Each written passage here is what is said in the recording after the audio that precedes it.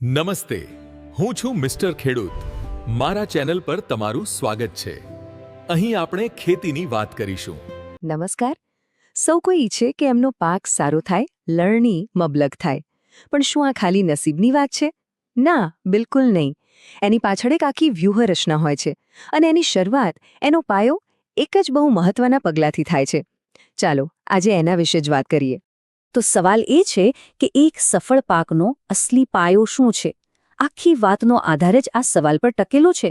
એવું તો શું છે જે બધું નક્કી કરે છે? અને જવાબ છે વાવણી.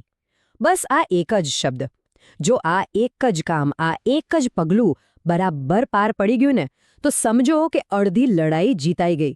સફળતાની શક્યતા તો અનેક ગણી વધી જવાની. તો હવે આપણે સમજીએ કે આ સફળ પાકનો પાયો એટલે શું. સીધી વાત છે. જો સારું ઉત્પાદન લેવું હોય તો વાવણીની સાચી રીત અને એનો સાચો સમય, આ બે વસ્તુ સૌથી અગત્યની છે. આમાં કોઈ કોમ્પ્રોમાઇઝ નહીં. ચાલો આ પાયાની વાતોને જરા ઊંડાણથી સમજીએ. જો વાવણી શરૂ કરીએ એ પહેલાં પણ બે વસ્તુઓ પર ધ્યાન આપવું પડે છે. આ તો વાવણીનો પણ પાયો છે. એ છે આપણું બિયારણ અને આપણી જમીન. સૌથી પહેલી વાત, બિયારણ. કેવું બિયારણ પસંદ કરવું? હંમેશા એવું બિયારણ પસંદ કરો જે સર્ટિફાઈડ હોય અને આપણા વિસ્તારની આબોહવાને અનુકૂળ હોય. અને બીજું, સૌથી અગત્યનું, વાવતા પહેલાં બીજને માવજત આપવી, એટલે કે એને પટ આપવો. અને ખર્ચ ના ગણતા, આ તો એક રોકાણ છે. સમજો કે પાક માટે એક વીમા કવચ છે જે શરૂઆતથી જ એને રોગજીવાત સામે રક્ષણ આપે છે. હવે વાત કરીએ જમીનની. જેમ આપણે કોઈ મહેમાન માટે ઘર તૈયાર કરીએ, બસ એમ જ બીજ માટે ખેતર તૈયાર કરવાનું છે. 2-3 વાર ઊંડી ખેડ કરવી, ઢેફા બરાબર ભાંગી નાખવા અને ખેતરને એકદમ લેવલ કરી દેવાનું. અને હા, વાવણી વખતે જ પાયાનું ખાતર આપવાનું ભૂલતા નહીં, જેથી બીજને ઉગતાની સાથે જ પોષણ મળવાનું શરૂ થઈ જાય.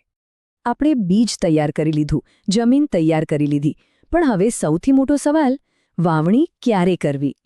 જુઓ, ખેતીમાં ટાઈમિંગ જ બધું છે. દરેક પાક માટે વાવણીનો એક ચોક્કસ, જેને કહેવાય ને કે ગોલ્ડન પીરિયડ હોય છે. જો એ સમયગાળો ચૂકી ગયા તો એની સીધી અસર ઉત્પાદન પર પડવાની એ નક્કી છે. સામાન્ય રીતે આપણી 3 મુખ્ય ઋતુઓ છે. ખરીફ એટલે કે ચોમાસું પાક માટે 1-2 સારા વરસાદ પડી જાય અને જમીનમાં પૂરતો ભેજ આવી જાય પછી વાવણી કરાય. રવિ એટલે કે શિયાળુ પાક માટે ઓક્ટોબર-નવેમ્બરમાં જ્યારે ઠંડીની શરૂઆત થાય. અને જાયદ એટલે કે ઉનાળુ પાક ફેબ્રુઆરી-માર્ચમાં લેવાય. આ કુદરતના સંકેતો છે, એને ઓળખીને ચાલવું બહુ જરૂરી છે. ઓકે, તો કયું બિયારણ લેવું અને ક્યારે વાવણી કરવી એ તો આપણે સમજી લીધું. પણ હવે સૌથી અગત્યની વાત, વાવણી કરવી કઈ રીતે? એની સાચી પદ્ધતિ કઈ છે? ચલો હવે એના પર ધ્યાન આપીએ. અહીં 2 ચિત્રો છે. એક છે ગીચ વાવેતરનું અને બીજું છે છૂટાછવાયા વાવેતરનું. બંનેમાં નુકસાન છે. જો બહુ નજીક વાવી દીધું તો છોડ પોતે જ એકબીજાના દુશ્મન બની જશે. પાણી, ખાતર અને તડકા માટે ઝઘડશે. અને જો બહુ દૂર વાવ્યું તો આપણી કિંમતી જમીન વેડફાઈ જશે અને ઉત્પાદન ઘટશે. એટલે જ યોગ્ય અંતર જરૂરી છે. તો પછી બીજને કેટલું ઊંડું વાવવું? બસ આ આંકડો મગજમાં ફિટ કરી લો. 3 થી 5 સેન્ટીમીટર. મોટાભાગના પાક માટે આ ઊંડાઈ એકદમ પરફેક્ટ છે. વાત બહુ નાની લાગે, પણ ઉત્પાદનમાં આનાથી મોટો ફરક પડી શકે છે.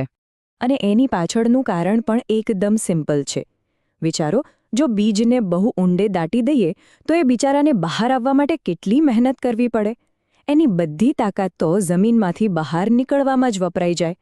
પરિણામે ઉગાવો નબળો રહે અથવા તો ઘણીવાર બીજ ઉગી જ ન શકે. ચાલો, અત્યાર સુધી આપણે બધા સિદ્ધાંતો સમજ્યા, પણ હવે પ્રેક્ટિકલ વાત કરીએ.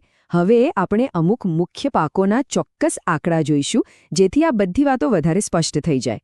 આ કોષ્ટક જુઓ, આ એકદમ કામની વસ્તુ છે. જેમ કે બીટી કપાસમાં 2 હાર વચ્ચે 3 થી 4 ફૂટનું અંતર જોઈએ, જ્યારે ઘઉંમાં માત્ર 8 થી 9 ઇંચ.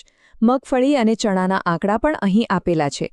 કહેવાનો મતલબ એ છે કે દરેક પાકની જરૂરિયાત અલગ હોય છે અને એને અનુસરવું જ પડે. તો આ આખી ચર્ચાનો સાર શું છે? બસ આ 5 મુખ્ય વાતો યાદ રાખવાની છે. પહેલું, સારું અને માવજત કરેલું બીજ.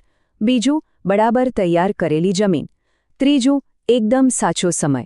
ચોથું, હાર અને છોડ વચ્ચેનું પરફેક્ટ અંતર અને પાંચમું યોગ્ય ઊંડાઈ. બસ આ 5 સ્ટેપનું ધ્યાન રાખવામાં આવે તો સારી લણણી લગભગ પાક્કી છે. અંતમાં બસ એક સવાલ. આ બધી જે આપણે વાત કરી એ નાની નાની વિગતો લાગે છે, પણ શું આ નાની નાની વ્યૂહાત્મક બાબતો અંતિમ ઉત્પાદનમાં ખરેખર મોટો ફેરફાર લાવી શકે છે? આનો જવાબ કોઈ પુસ્તકમાં નહીં, પણ દરેક ખેડૂતના પોતાના ખેતર અને અનુભવમાં જ રહેલો છે. વિચારવા જેવી વાત છે, ખરું ને?